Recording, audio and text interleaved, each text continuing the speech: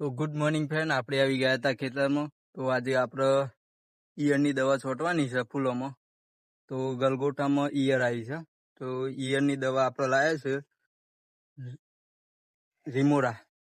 તો આ 7 પંપની દવા છે, તો જોઈ શકો છો આ 7 પંપની દવા છે. અને એમાં આપણે 7 ડબલા પાણી રેડવાનું. તો તમને બતાવી દઉં, આપણે જો 7 પંપ બનાવવા માટે 7 ડબલો પાણી રેડ્યું છે આમાં. અને આ દવા આપણે અંદર નાખવાની રહેશે 7 પંપ બનાવવા માટે. અને આ છે પંપ.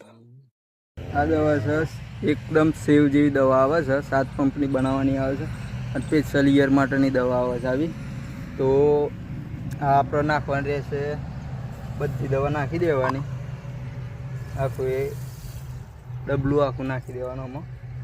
અને એક લાકડું લઈ લેવાનું, લાકડું છે અને કમ્પ્યુટર લઈ નાખવાનું આ દવા. તો તમે જોઈ શકો છો એનો કલર બદલાવા માંડે છે, એકદમ વ્હાઈટ થઈ જાય.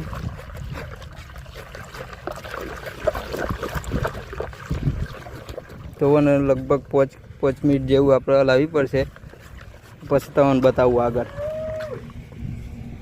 તમને બતાવી દઉં, આ છે દવા રેડી થઈ જાય પછી આમાં એક ડબલું ભરી દેવાનું. તો તમને બતાવી દઉં, આ એક ડબલું ભરી નાખું રેડી દેવાનું. એટલે આ એક પંપની દવા રેડી થઈ ગઈ. અને આ પંપ આવે છે 16 લીટરનું.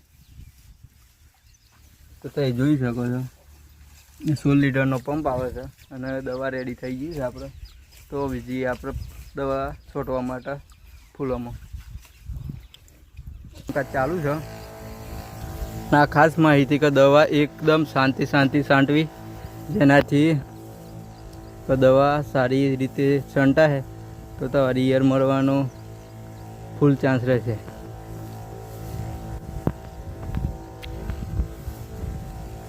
તો વાપરવામાં બધા થેન્ક યુ. 7 પંપ છોટવાના છે.